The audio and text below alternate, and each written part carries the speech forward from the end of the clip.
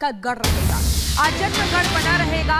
PM Modi ने कहा कि अनंत काल तक विकास का गढ़ रहेगा, ये मोदी की गारंटी है। और यहां पर जातिवाद तुष्टीकरण की राजनीति रही है, लेकिन अब पूर्वांचल विकास की राजनीति को देख रहा है। पीएम मोदी ने क्या कुछ कहा, आपको सुनवाते हैं।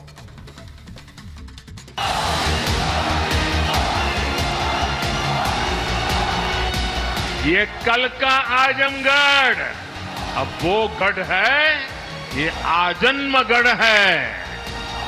ये आजन्मगढ़ विकास का गढ़ रहेगा, आजन्म रहेगा। प्रधानमंत्री नरेंद्र मोदी ने समाजवादी पार्टी के गढ़ से चुनावी हुंकार भरी। आजमगढ़ की दशा और दुर्दशा के इतिहास से लेकर शहर के विकास तक की कहानी सुना डाली। आजमगढ़ को माफिया और आतंक का गढ़ बनाने वाले सरकारों पर प्रधानमंत्री जमकर बरसे। बताया कि कैसे पिछले 10 सालों में शहर का न सिर्फ विकास हुआ, बल्कि आतंक का किला भी ध्वस्त हो गया। पूर्वांचल ने दशकों तक जातिवाद और तुष्टीकरण की राजनीति देखी है, और पिछले 10 वर्षों में ये क्षेत्र विकास की राजनीति भी देख रहा है। और 7 साल से योगी जी के नेतृत्व में उसे और गति मिली है। यहां के लोगों ने माफिया राज और कट्टरपंथ के खतरों को भी देखा है, और अब यहां की जनता कानून का राज भी देख रही है। पीएम मोदी से पहले उत्तर प्रदेश के मुख्यमंत्री भी पिछली सरकारों पर जमकर बरसे और बताया कि कैसे यूपी में माफिया राज के खात्मे के साथ विकास के सूरज का उदय हुआ।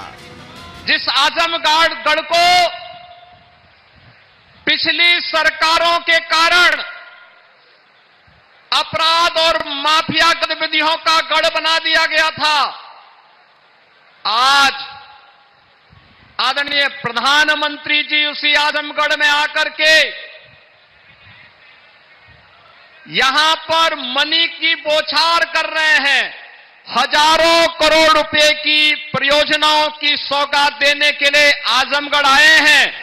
प्रधानमंत्री नरेंद्र मोदी ने पहले की सरकारों पर भी निशाना साधा, उन पर सवालिया निशान खड़ा करते हुए हाशिए पल्ला खड़ा किया। विपक्ष के चुनावी घोषणाओं और दावों पर तंज भी कसा।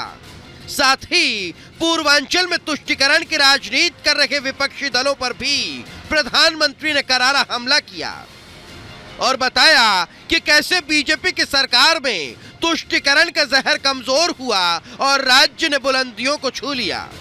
उत्तर प्रदेश जैसे जैसे विकास की बुलंदियों को छू रहा है, तुष्टीकरण का जहर भी कमजोर पड़ रहा है। पिछले चुनाव में आजमगढ़ की जनता ने भी दिखा दिया कि परिवार के लोग जहां अपना गढ़ समझते थे, वो दिनेश जैसा एक नौजवान उसे ढहा देता है। सपा का गढ़ कहे जाने वाले आजमगढ़ से जैसे ही अखिलेश यादव ने अपनी साइकिल वापस लौटाई, वहां बीजेपी ने कमल खिला दिया। जिस आजमगढ़ को सपा का किला कहा जाता था, वहीं से चुनावी हुंकार पर प्रधानमंत्री नरेंद्र मोदी ने मिशन पूर्वांचल की शुरुआत कर दी। Bureau report, republic Bharat.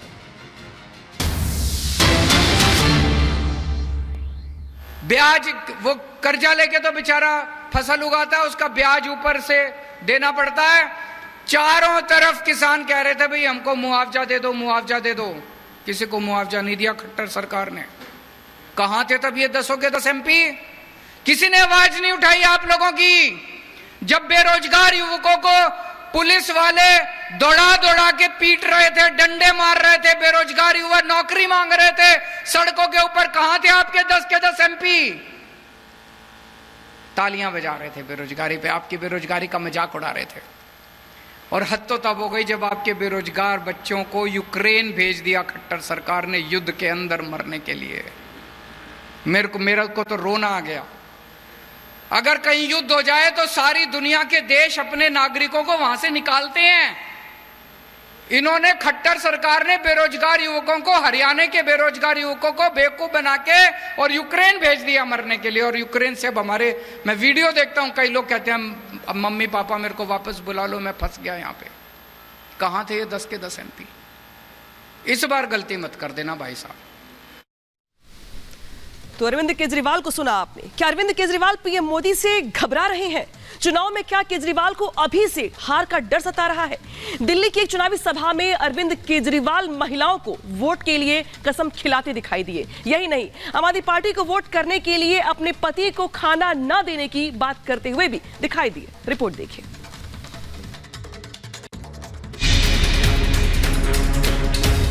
अपने सर की कसम खिला देना सबको कि इस बार केजरीवाल को वोट देनी है।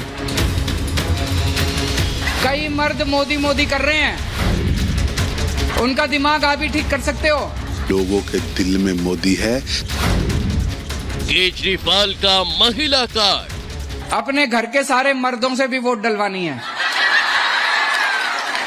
कई मर्द मोदी मोदी कर रहे हैं, महिलाओं को खिला रखे चुनावी कस्में। अगर आपका पति कहे मोदी तो बोलना शाम का खाना नहीं मिलेगा।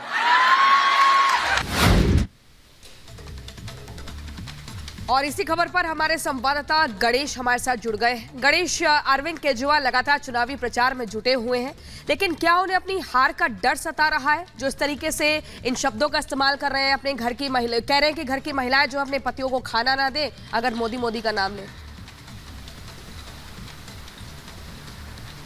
देखिए, दिल्ली के मुख्यमंत्री अरविंद केजरीवाल कल एक टाउन हॉल को संबोधित कर रहे थे, जिस कार्यक्रम का नाम था मुख्यमंत्री महिला सम्मान योजना। उस कार्यक्रम के दौरान उन्होंने 3 बातें कही, महिलाओं से 3 वादे करने की बात कही, जिसमें कहा कि अगर आप वोट देने जाना, झाड़ू के बटन दबा देना। उसके बाद दूसरी जो बात कहते हैं कि मैं भ्रष्टाचारी नहीं हूँ, मेरे खिलाफ झूठे षड्यंत्र रचा जा रहा है, आप गली मोहल्ले में जाकर प्रचार करना। ये दूसरा वादा था। मैंने सारे काम किए, आप ही के लिए काम किया, आपके लिए बस फ्री की है, पानी फ्री किया गया है, स्वास्थ्य को लेकर काम किया है। मेरे पास पैसे नहीं, अगर मैं भ्रष्टाचारी होता तो सब कुछ आपको सब सामने होता। आप मेरे लिए वोट मांगे, एक तरीके से लोगों को कह रहे हैं कि आप अपील करना। दूसरी बात, राजस्थान से जहां पे राजस्थान में कांग्रेस को बड़ा झटका लगा है। कांग्रेस के 32 नेताओं ने पार्टी छोड़ दी है। बीजेपी में शामिल हो गए हैं लालचंद कटारिया, राजेंद्र यादव, रिचपाल मिथी, खिलाड़ी लाल बैरवा। साथ ही साथ इन तमाम लोगों ने मुख्यमंत्री भजनलाल की मौजूदगी में बीजेपी की सदस्यता यहां पर ली है। यानी कि राजस्थान की को लेकर के बात की जाए तो कांग्रेस को यहां पर भी बड़ा झटका लगता दिखाई दे रहा है चुनाव से पहले। और सीधे रुक करते ग्राउंड जीरो का अमरदीप जुड़ गया हमारे साथ। अमरदीप, चुनाव से पहले नेता पार्टी बदल रहे हैं, लेकिन कांग्रेस में बड़ा झटका लगा है यहाँ पे लोकसभा चुनाव से पहले। देखिए, बिल्कुल इसमें कोई दौराई नहीं है कि लोकसभा चुनाव से ठीक पहले वो नेता शामिल हुए बीजेपी में जो रीढ़ की हड्डी थे। और अशोक गहलोत की सरकार, जो तत्कालीन सरकार थी, उसमें राजेंद्र यादव गृह राज्य मंत्री थे, लालचंद कटारिया की बात करें तो कृषि मंत्री थे, रिचपाल मिर्धा की बात करें तो वो मंत्री थे। बड़े गद्दावर नेता कहे जाते हैं रिचपाल मिर्धा, नागौर की जाटलैंड से आते हैं।